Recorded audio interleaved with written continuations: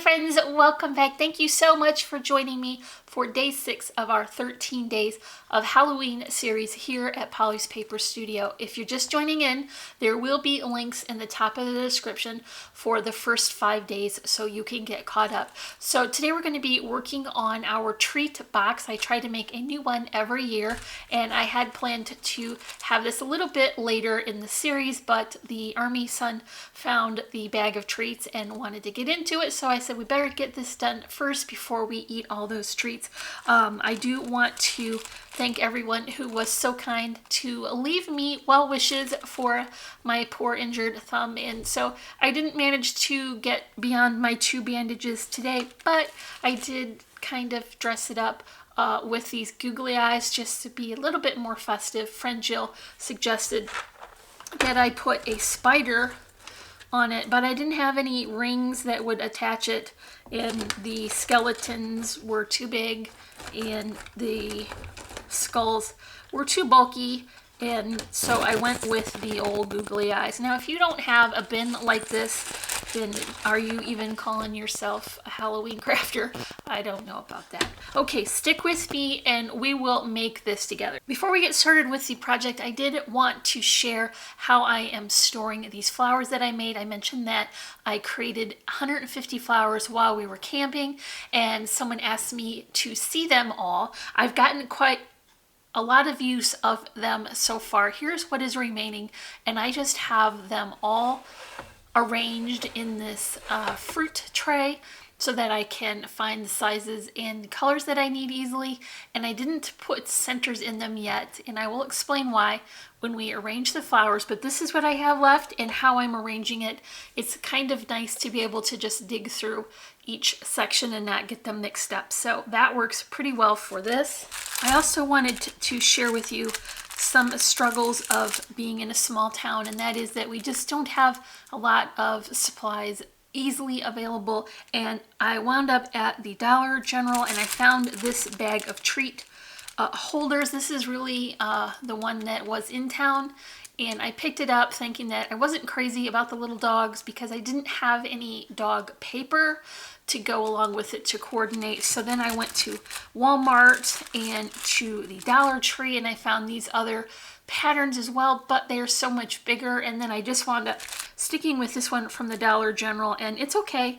Has some pattern in it. Doesn't really show that much when I put the candy in. What's important to remember is to get your bag first, because you need to take your measurements from this so that you know how big your box base needs to be. So I took one of my bags out and measured it. It did wind up to be about 4 inches across. However, when you fill up that bag, it does take a little bit of that width off. So here is what it looks like with the candies inside, and I was able to fit this in a 3.5-inch box. So you can see that you really don't see the little doggies too much. I guess there's a cat on there too. This one right here looks a little bit like my grand dog Holly, and so that's pretty cute. So here's the bags that I got, and then I measured out 3.5 inches, and that's the width of my box. And then I do want to add enough height so that I can include my flowers. So I took that all into account while I was doing my measuring. I wound up with 2 pieces of 110-pound cardstock. They are 4.5 by 6.5. I've come in with my score tool and measured in 1.5 inches from all sides. So I just flipped it, scored it, flipped it, and scored it till I got all the way around, and that was the same for both pieces. I've also come in with my scissors and clipped the center section all the way to the score line, and we can fold that up to create our box. So this is 110-pound cardstock to be very sturdy. If you're going to put in heavy candies, you definitely want it to be able to hold up to that. And so my center portion is going to be 11 inches by 3.5. I've scored that right in the middle, and that is going to be 5.5-inch height by 3.5-inch width, and then it will be 3 inches deep because each portion will be 1.5 inches, and then we'll glue them together. So let's do that now. I've put my tape just on the left hand portions of those tabs. And when I close this up, you can see that I'm going to get a nice finished edge. This will be the front of the box. You can do that to this side as well. And you can see how nicely that comes together. So I've got two, and they are just the same. So what I'm going to do next is take the tape off of the back of one of these and join these together. So it will be a box with separate compartments. So I'll just line these up. And even though this is the side, I still want it to have a nice finished edge. So I went ahead and I cut another piece of that thick cardstock, and that will cover the seam in the center. So that will hide both of the sides. I think it will be easier to add the pattern paper to the center portion before I add it to the box. So let's do that now. I've got my pattern paper from Authentique. This is the Masquerade collection. And I've got my Orange Fizz matting. It goes so perfectly with that vintagey orange in the polka dot. Here is the back side. And I think you can imagine how nice and thick and sturdy this is getting, because we're already at 4, 5, 6 pieces thick, and 2 of them are 110-pound cardstock. So I put my double-sided tape on the inside of this as well, and that will seal it up and create the back portion. So I'll just set this into the box and hold it all the way up to the front. And then before I attach it fully, I'll just sneak that other side in there as well and press them together. This is a very sturdy handle. You'll be able to put lots of candy treats in this box. Okay, so now we have the back on. Let's put the covering on the front. As I mentioned, I have 2 pieces that are going to be 3.5 inch and then 2 that are 3 inch. So what I've done is I just used my matting paper and then my pattern paper and reduced each layer by 1/8 of an inch and centered it so that I would get a nice border. Here is the second side. This, remember, is my favorite pattern from that Masquerade collection with that plaid. This is the 12 by 12 paper, by the way. I think that scale works pretty well for this. One more on the longer side. By the way, you do not have to fill this with candy. You could put little toys or treats in here if that is what you prefer to give to the little ones or not little ones. But if you're giving one to me, I'm going to want candy, just for the record, or coffee. Or both. Coffee and candy would be ideal.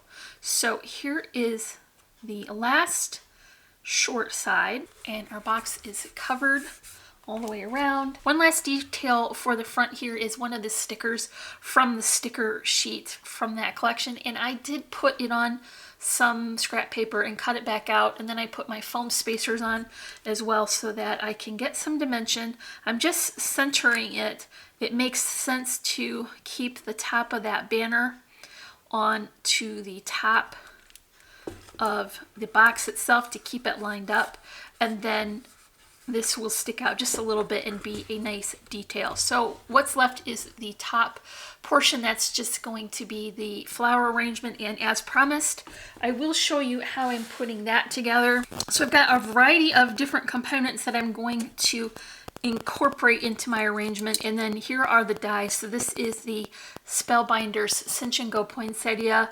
I don't care if it's Christmas flower. I like it for every season in every color or whatever you want to make. I think it's just a really beautiful flower, and I have been making them in both sizes, using 2 of the same size and then stacking them up. I fold them rather than using the shaping tool. I just like how that looks with that shape when they're done and then attached to each other. And then, so I want to incorporate a pointy petal with a rounded petal. These came from Cherryland Designs, and I don't know if they're still available. I didn't check, but you could use any rounded petal flower for this as long as you can get your center pretty well into the middle so that you can shape your flowers nicely. And this one comes in a couple different sizes as well. So you could look maybe at the Spellbinders website if you aren't able to find them at Cherryland Designs, and maybe they will have something that you could substitute and would be just as nice. For the leaves on this one, because it's a little bit smaller of a space, I'm not going to add them as a flourish, but I do have my rose leaves strip, and this is from Cherryland Designs as well. Any leaves are going to work great, and I'm choosing to cut mine from black cardstock just so that they sort of coordinate a little better. This one cuts large, medium, and small. For today's project, I'm going to use the large and the medium, and then I'm going to join one of each size to each other so that I get two that have one large and one medium.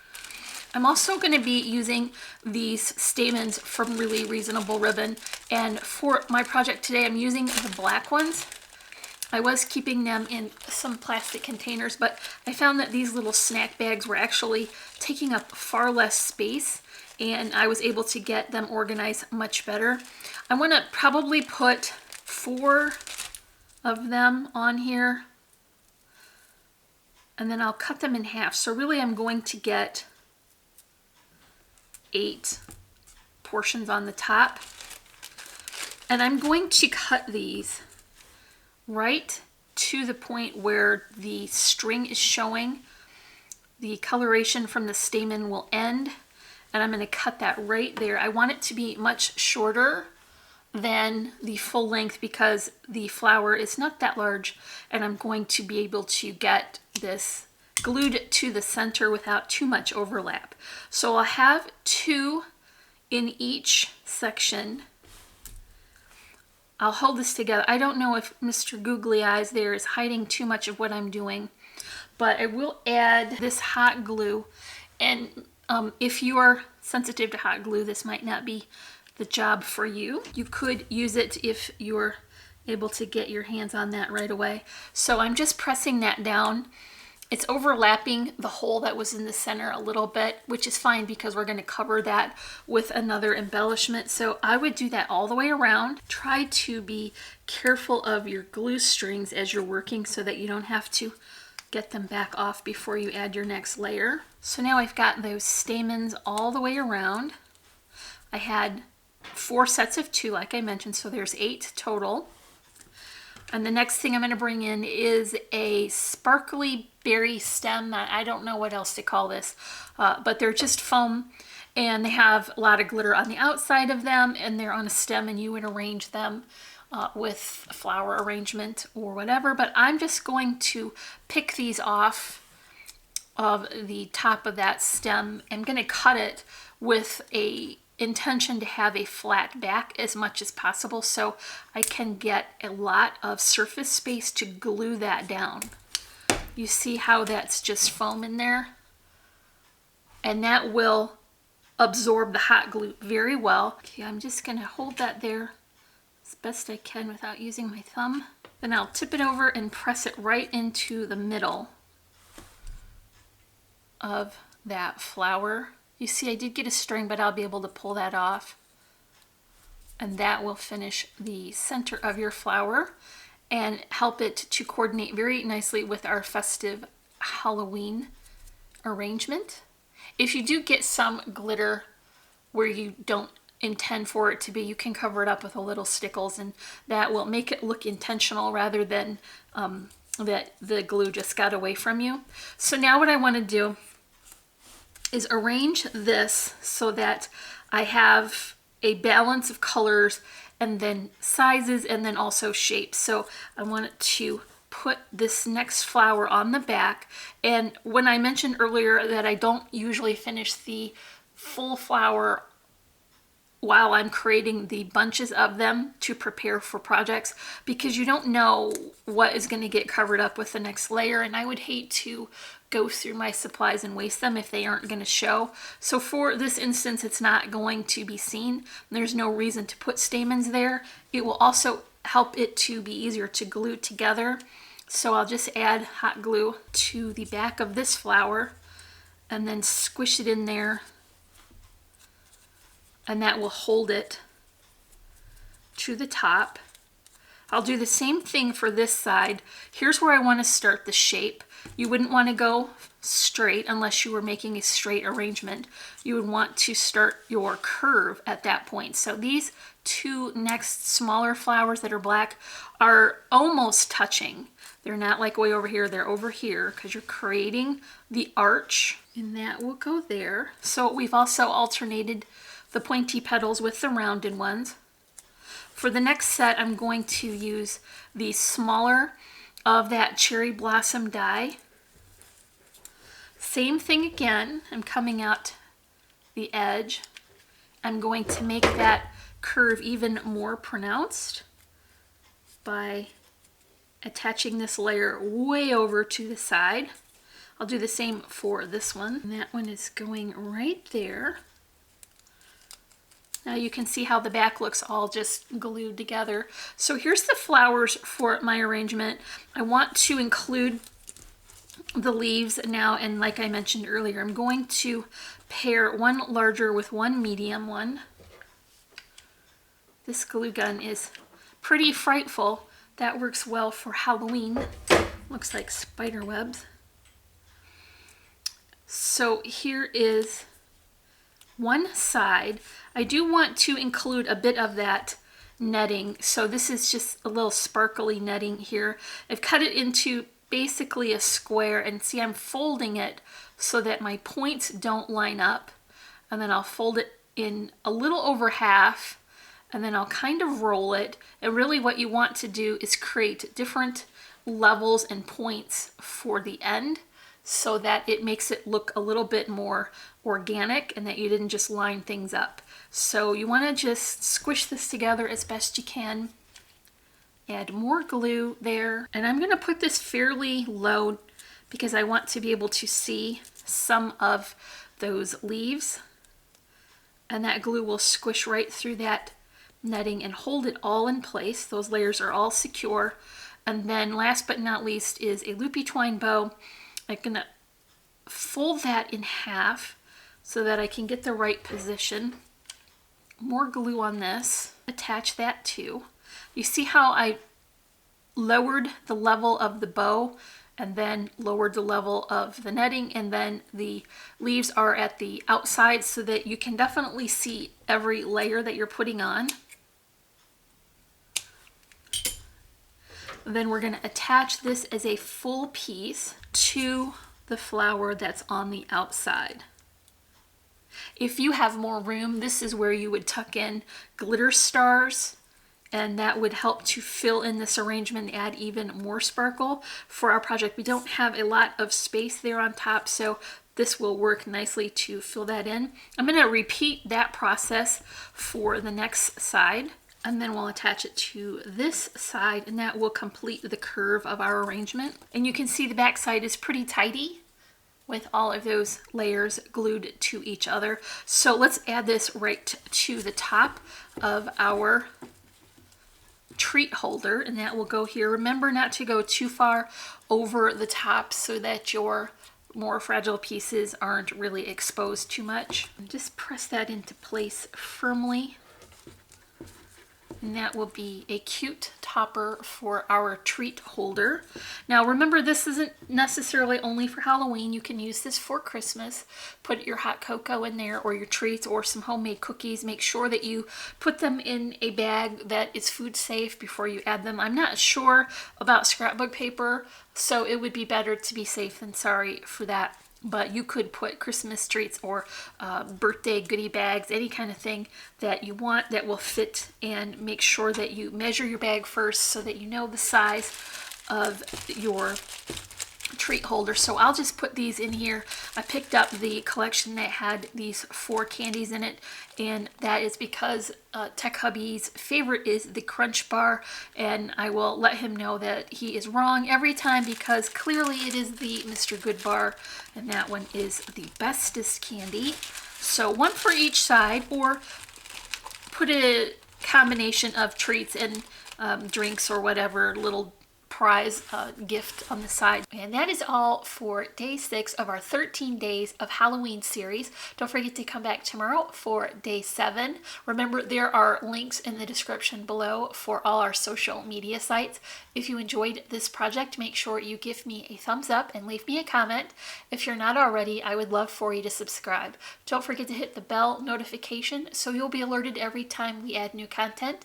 And as always, I'm wishing you a happy and productive day, and I thank you so much for watching. Bye!